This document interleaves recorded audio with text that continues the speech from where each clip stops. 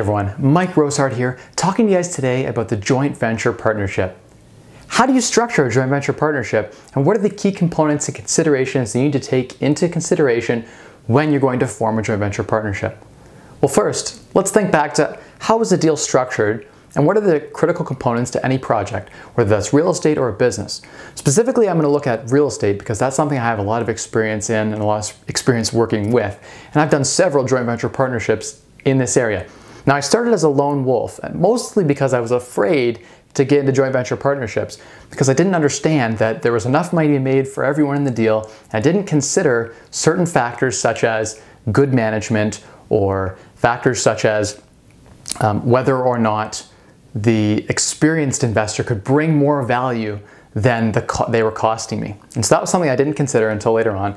And I want to walk you guys through specifically, I know I have the focus right on me, guys. I'm trying out a new camera lens. It should be able to shoot really crisp 1080p with a manual adjustment. So I apologize if it's not auto-focusing, but I'm trying a new tactic wherein I have better sound quality and better audio quality. I'm hoping that's going to deliver value for you guys.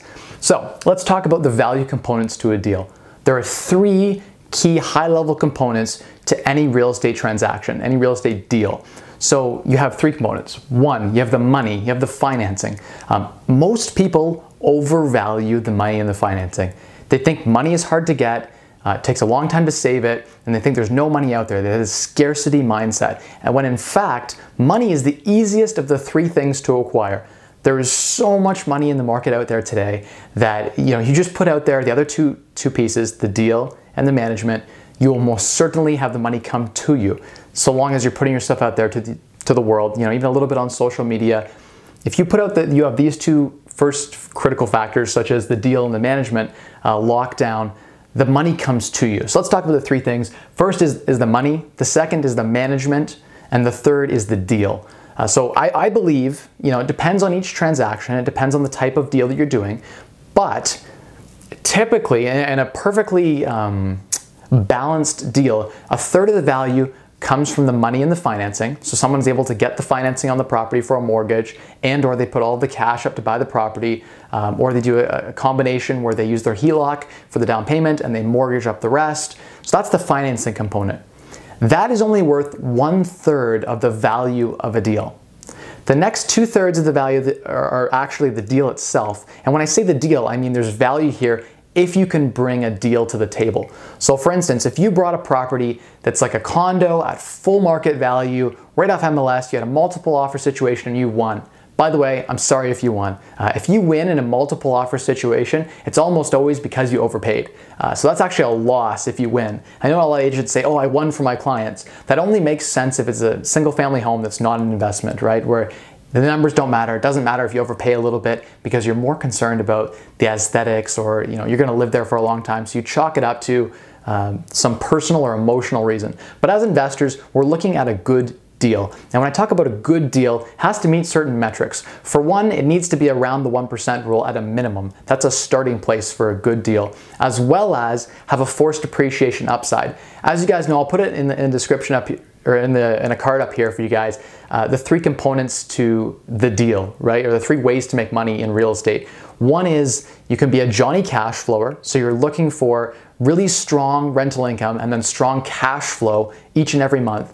Or you can be a Annie arbitrager. Annie arbitrager is looking for an arbitrage angle to increase the value of the property irregardless of appreciation. So if the market is flat, Annie arbitrager still makes money.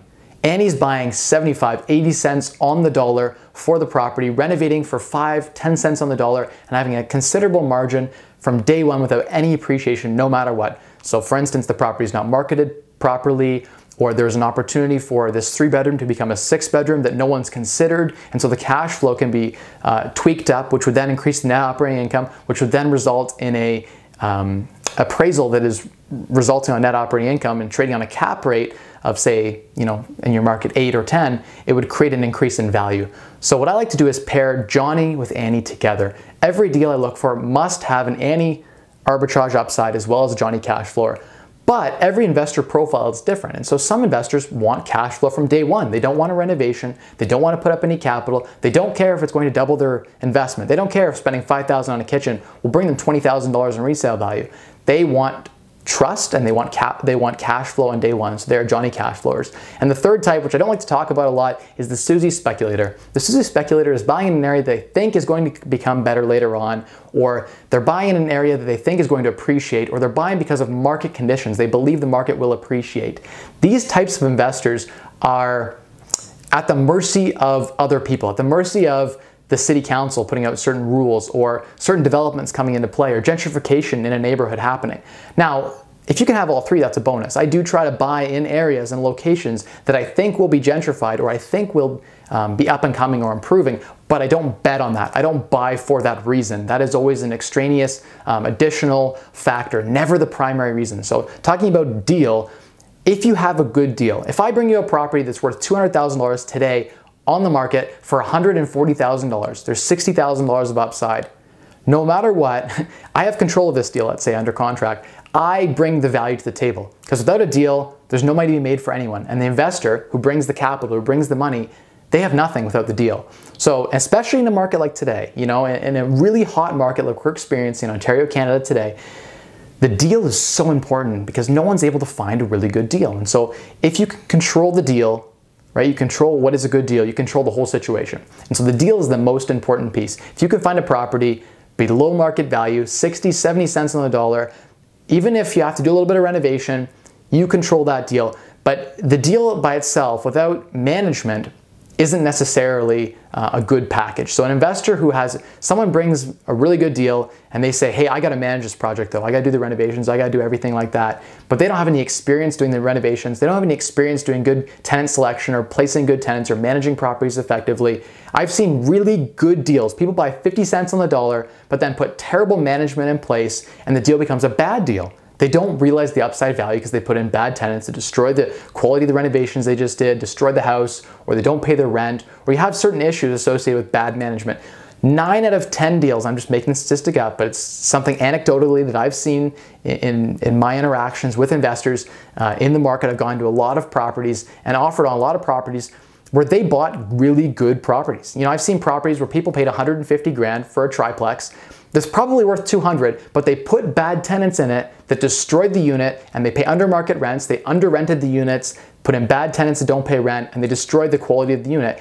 And within 2 years, their property was worth less than what they paid for it. So they started going into it with a good deal. They had a good deal, and if they had managed it effectively, it'd be worth 250 or 300, but you watch that they just don't realize the value that's there. And so poor management is the #1 reason real estate investors don't unlock the value they could, don't unlock the returns they could. And so that's why I'm here, guys, is trying to share with you some of the strategies and tactics that I've used to really ensure that, you know, I'm buying a good deal and then I'm managing it effectively. And so that's why I want to do more videos on tenant selection, tenant horror stories. How do you effectively keep up with a maintenance schedule on a property? How do you know, how do you manage a property effectively? What are some of those key components? How do you make those certain decisions to renovate things versus not renovate things? How do you know whether to put in laundry and dishwasher versus not in a unit? How do you know whether to convert and add additional bedroom or not? And some of those are instinct.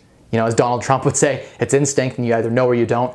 Some of that is instinct, I agree, but a lot of it is trained. So instinct can be trained, I believe. And if you've seen 1,000 situations or you've made this decision 100 times, the 101th time that you've made it, you've got additional data that no one else has at their fingertips to make that best informed decision, because that's what it's all about.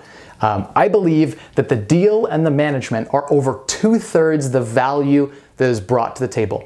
And this might sound crazy, but you can read it in books like Stefan Arnio talks about Money People Deal. Very similar to the concept here. We've known these components exist, but we just don't sit down and think about some of the intricate details about how to put together a good deal. And the reason I talk about this is because I want to talk about in a minute how you structure a joint venture partnership. And how do you consider when you're going in with a friend, or you're going in with a stranger, or you're going in a 3-way partnership, or whatever you've decided to do to split this property, how do you consider who's bringing what value to the table? Because time and value are not the same thing. Someone could spend 100 hours on a property and bring less value than 10 hours on a property. So time and value are not the same thing. You need to consider expertise. It's a very, very important factor in the decision. But the 3 things, right? How do you structure a deal then, right? And every deal is different. So let's say we buy a property that's almost a tear down. It needs complete gut inside, $80,000, $100,000 renovation. In that situation, I would say, one, you've probably bought this deal for hopefully 40 or 50 cents on the dollar because it needs a lot of renovation. You might have to spend 30 cents on the dollar, dollar being market value after renovated repair value, ARV.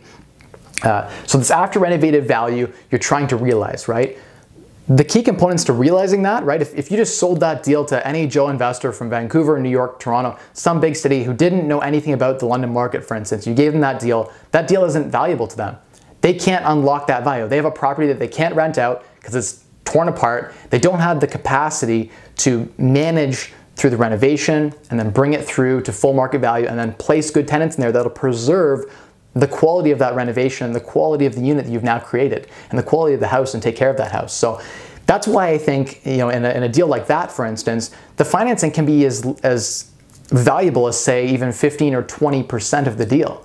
In fact, management can be more important than the deal in that situation because a good manager can get the renovations done for $40,000 instead of $80,000, right? They have that expertise to bring in that contract management, that general contractor experience, supply management for materials, labor management, bringing in the right trades to get the job done, knowing what renovations to do and how to do them effectively is really, really important. Anyone can go in and get the work done, but not anyone can choose what is the right work to do and the right way to get that done.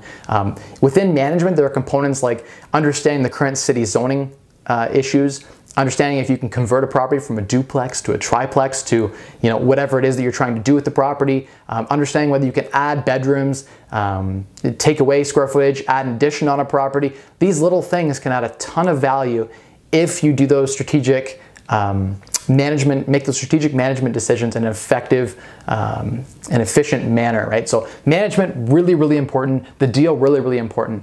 And you really, honestly, management is one of those things you just have to be in the trenches to become a master at. I don't think there's anyone today that could go buy a property and do what I can do. Like, I've done this 25 properties now. I've been involved in actively renovating, placing tenants, all of these sorts of dealing with putting out the fires and the issues.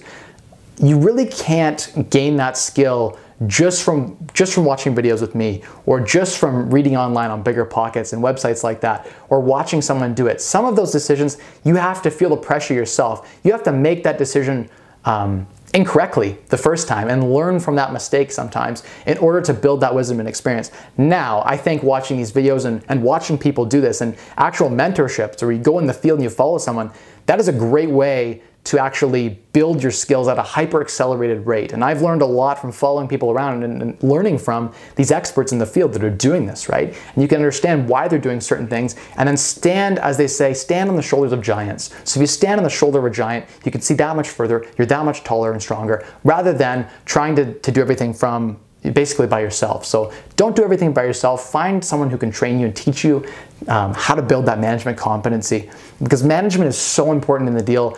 I see so many people buy rental properties who don't know how to manage them effectively. They get into trouble, with the city. There's some zoning issues. They get shut down. They can't rent their property out, or they put a bad tenant in there that won't pay. Now they can't get rid of the tenant. There's a rent control on that property, or they do renovation. They hire the wrong contractor. He does everything improperly. They get a flood from their second floor bathroom because the tub wasn't installed properly, or they do a renovation without an egress window and get in trouble and have to now rip the whole wall apart to add in now egress, or certain factors or things that were missed the first time around can be very costly the second time around to fix. So good management, really, really important, guys.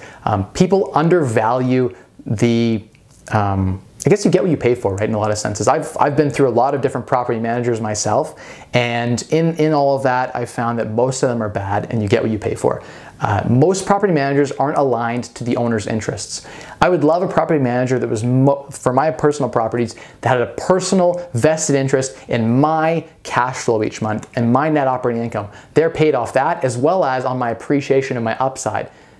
The property manager needs to be not just out to put in the highest rent possible, because they could put in a bad tenant to get their quick 1 month's rent pay, right? That's what most property managers do. They take half a month's or a month's rent to place a tenant, right? So they take that fee and then they just run off, right? Or if they're managing your property, they get a monthly fee no matter what, and they're not concerned with whether your property is appreciating. So they might put in tenants that are harder on the unit from a maintenance perspective because they're not taking that hit. They're not concerned with what the property is going to sell for in 3 years because they're not active partners. And so that's something to consider when you're outsourcing your management to someone else, right? Same thing is true with the deal. When you outsource the deal to a real estate agent, a lot of real estate agents, I would say more than half that I've personally met in my market in Toronto and London, more than half have no idea what they're doing, and they're just trying to sell you a property. And so they'll coach you through the process, but they aren't focused on your return on investment. And of course, the real estate agent isn't focused on your return on investment. Not really, because they're not aligned to your interests. If you do really well in the project,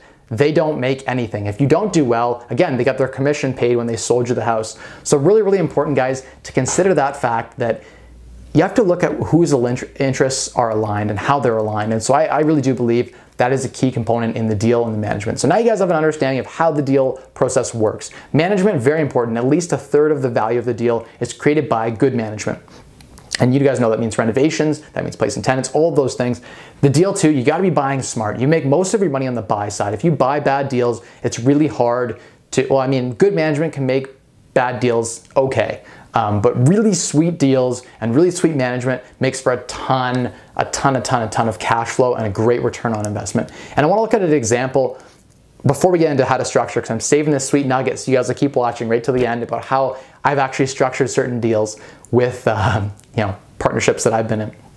But let's look at an example about why partnering might make sense and why people need to value the management and the deal more so than they do now. Because a lot of folks that I talk to, and myself included, like this is something that I was challenged with when I was first starting out, and I had opportunities to partner with people on my first 5, 6, 7 deals, and I didn't start partnering until 7 and onwards, 8 and onwards. And or I think it might have been 9 properties and onwards, I started doing joint venture partnerships. And I didn't do that because, one, I was afraid. I didn't know how to structure things. I didn't have someone telling me, hey, this is a joint venture agreement, and this is why it's important, and these are some factors to consider. I was just out there by myself, wasn't sure how to partner, and you have to really have that trust or a really good contract in place to ensure that things are going to operate smoothly. And you have to have those conversations at the outset. So once you get into the thick of things and the issues and the troubles with renovating and all of the stresses that come along with unlocking and realizing this value, you need to be sure that you have your delineation of duties and responsibilities at the outset. So let's talk about a deal, but why a specific deal, a specific example, but why I think that management and the deal is really, really important. So let's say you have 2 deals. One guy goes out and buys a property all by himself. He's like, you know what? I don't need to partner with anyone. I'm from Toronto, I'm from Vancouver. I'm just gonna buy a property in London. They have great cash flow there. I'm just gonna pay a property manager X fee. Property manager's gonna put in, whatever tenants. They're gonna say they're doing a great job, but they're not really aligned to your interests because they don't own the property with you. They don't share in the appreciation. They don't share in the cash flow each and every month. They get a set fee, and so their interests aren't aligned.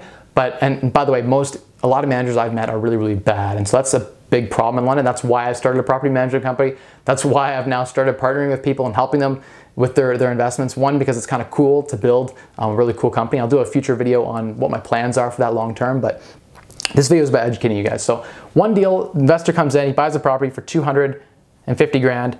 An agent helps him buy it, tells him it's a great deal. It's a condo, it's turnkey, you don't have to worry, guys. It's all set, rents it out for, I don't know, 1,500 bucks a month, because that's probably what they get for a condo for 250 grand.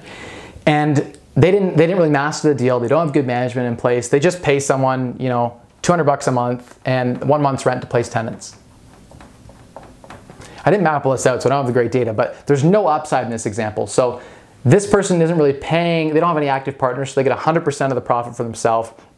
Let's say after the management fees, they're cash flowing 250 bucks a month.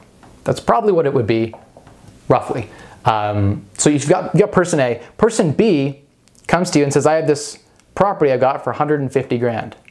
I got a good deal, I've locked it up. It's a very similar condo, but it's not as nice. It has some rough carpets, it's a quick closing, etc. Whatever reason there is that we've got this property locked up under a deal. And comes that same investor who uses HELOC to buy this property and says, let's buy this one. And I'm a master of management. I've got property management down. I've done lots of renovations. I get this done below market cost. I get this renovation that should be worth 25,000 done for 12 or 10, let's say in this case. So they spend 10 grand renovating. And in fact, when they're done, it's as nice or nicer than the other turnkey property. It's in fact worth 275.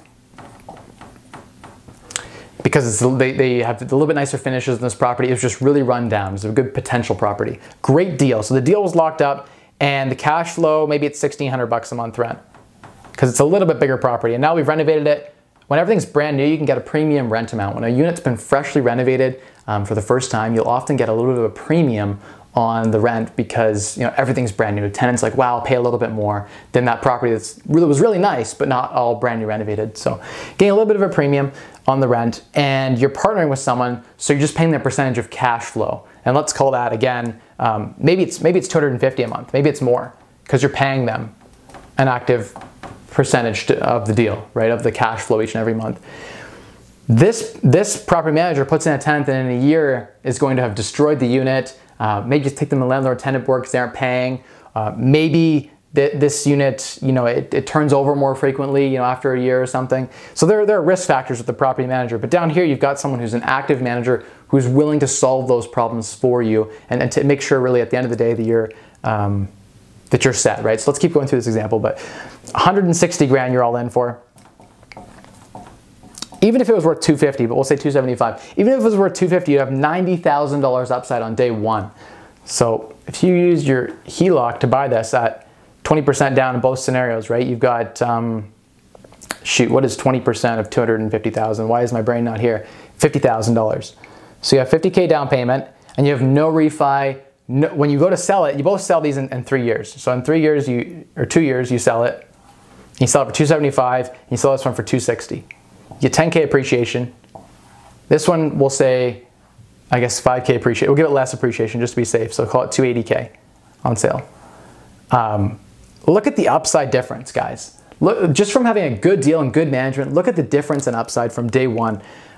This person with the good deal and the management is up, I don't know, let's say we're in it for 150 plus 10 is 160K. So you have 120,000 in upside. This guy's got 10,000 in upside. He was a Susie speculator. He didn't create any value, wasn't concerned with really having good management, just paid a management company locally in London to take care of everything for them, bought really turnkey.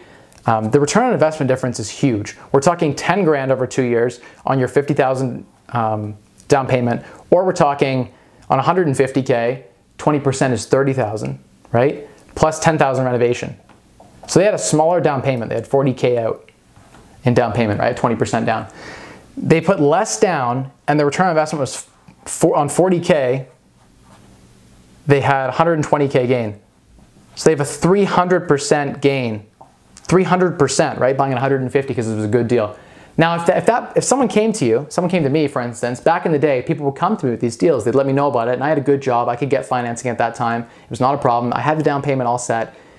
And people would come to me at that time, and I would say no to these deals. And I would say I'd rather do this one myself. And I'd try to buy a little bit of a fixer-upper. I'd learn, renovate it. I'd learn to manage things myself. And this was critical to me learning what I know today about being a master of the management and the deal. But if you take away the learning aspect, right, because it was really expensive learning opportunity. If you look at just the ROI, I was thinking, owning this myself, I get 100% of that 10K. Or let's call it 20K even. If you want to call it 20K, sure, call them both 280. Or call this 30K profit, even still. I'd rather have 100% of 30K. When if I had partnered with someone, I wouldn't have any headaches, any issues. The active manager says, okay, give me 40% of the profit upside. And this is on the high end, right? The most I'd probably pay, like, it depends how sweet the deal is, but let's say it's 40%. He says you own the property, but on sale, I'll take 40% of the profit for all my work renovating it and managing it and all of that. I'm gonna manage it and make sure we have good resale value when the time comes. Let's say you don't refinance it. We just keep the property for 2 years and then you sell it. So you just kept the $40,000 down payment, 10,000 renovation, 150,000 on the deal, 80% loan to value. You didn't refinance it. You just wait 2 years. You sell it when the mortgage 2-year fixed term comes up, no penalties. And you've got this $280,000 sale price. You have 120,000 in profit. If someone said to you, I want 40% of that, even let's say 50% for easy math, and that's like insane to give. I think 50% is a lot. It's got to be a really, really good deal to give someone 50% if they put no financing up, right? So there's two partners. One put up the financing, did nothing. They're basically a passive partner. The other partner put up none of the capital, but did all of the work. Found the deal, did the management, everything. Let's say they got half, and that's like the highest scenario ever. It'd have to be the best deal ever for it to be that high. I typically, when I partner with people, I'm doing 25%, 30%, 35% of net appreciation after renovation on sale. So that means net of all their costs, their acquisition costs, renovation, everything. That's usually how I partner. Try to create a win-win scenario, and I'll talk about how you structure a good partnership. But this 120 grand, look at that return on investment, 300%. Even if you're giving up 50% of that, that's the worst case scenario. You still have 60 grand upside, double. And I up this to 30K gain instead of 10K. You still have double the profit you had by doing it by yourself. And you had an active partner that was running everything. So you didn't have any stress. The manager never called you. The tenants never had your number.